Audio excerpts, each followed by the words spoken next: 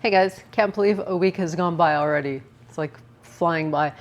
It has been busy. I've got a couple of football picks for you. I'll save that until the end. I'm actually going to cover three different tracks today. I have a few different watch list horses, and I wanted to mention Remington because I know a lot of people don't play Remington, but they've got a sensational card today. So we'll touch on a race that I actually kind of like there and give you a horse that I'm going to bet and the odds I hope to get. Belmont will start here. There's one race I'm interested in. It's race number 8. There's a couple good races along the way, but I do like race number 8. It's a high level, or it's a non-1 for the fillies on the turf going a mile. I think that probably the 13 horse is going to take a lot of play, more than likely. I mean, obviously, we'll get down there. It's way down there. Just Okay is not okay because she's coming off of a pretty solid second place effort. I don't know that she'll be the favorite though. She did stumble.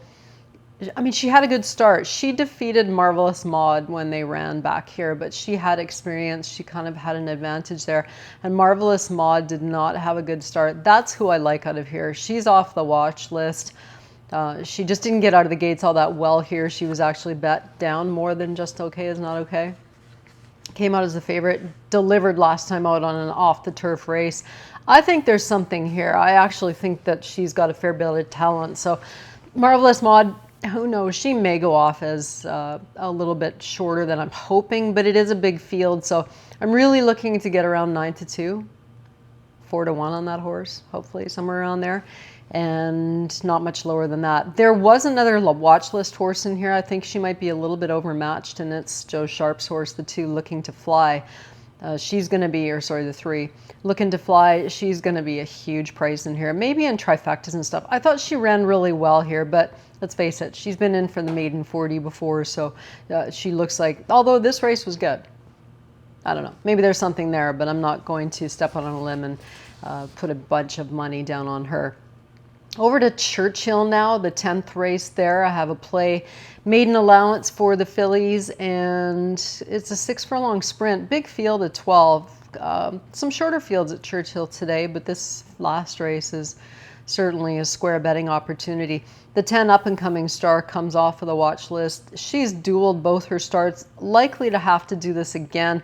I wish she showed a little bit more of a dimension to her and that she could sit off of the pace, but this often happens when you get a filly that's kind of precocious. I mean, she's starting late in her 3-year-old year, so she's not all that precocious. But she did show speed going the 6 furlongs, solid, comes back. Going to be tough to rein her back after she's showing speed going 6, right? So now you're in a mile event. And again, she does the fade. This is worrisome when you get the speed and the fade pattern starting to happen. I do think that she's a big chance in here, but what do you do with the 6-horse Smarmy? Smarmy's figures tower over this field. The long layoff a concern. I mean, she's legit. In her 2-year-old season, she ran a Beyer of 78, so there's tons of talent here. Back in January and March, again, the speed and fade thing going on with her a bit, and then the extended layoff. Works look sharp enough. I think that she's a major contender. Wouldn't take a short price on her. Phil Bauer has good stats. Look at his maiden allowance stats, 38%. Nothing wrong with that. But his plus 180 days start stats off 180 days, not so good. So those are the 2 fillies that I'm looking out of that race. Nothing really else caught my eye. The 12 Sarah Harper, that was a pretty big fig here going down to defeat, but I can't, sometimes these off-track figures tend to get a little bit inflated. I don't know that the surface, I don't know. I've just noticed over the years that sometimes they just seem to be a whole lot faster than they should be. Remington, race number 4. It's not one of the stellar races on the card. It's a huge card. Rosario's riding down there. I mean, it's a really, really good card. So Santana is there. There are some pretty solid races.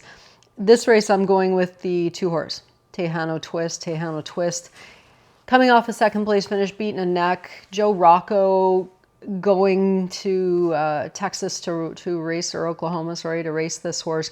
Tejano Twist, I think, is legit and figures to me to be a major player.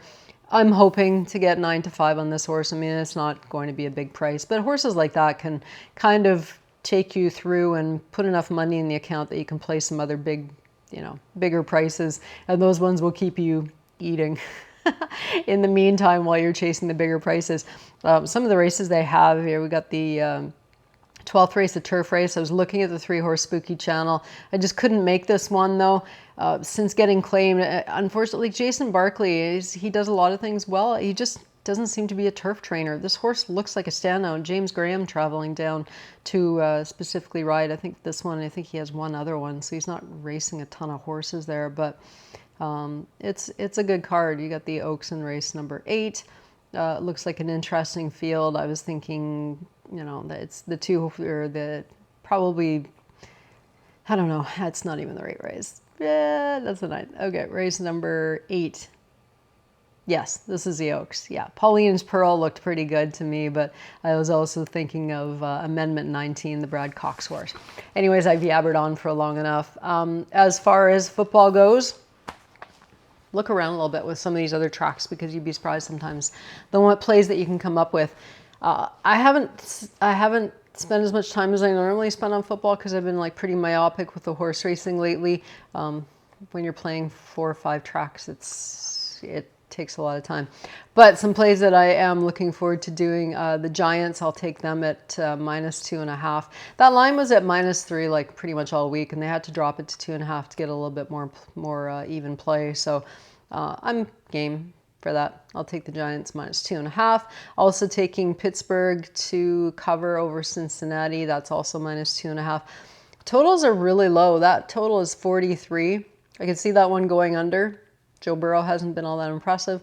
Giants total is 47.5. I'm inclined to play that one over. The New England-New Orleans game, I'll take New Orleans, getting 3 points. So we'll play that game. One other game I'm looking at. The Rams-Tampa Bay, I'm taking the Rams +1. I think that Luke Donald is going to have fun with Gronk. It should be a fun game. Anyways, have a great day, great Sunday, and we'll check in with you again next Sunday. Cash some tickets.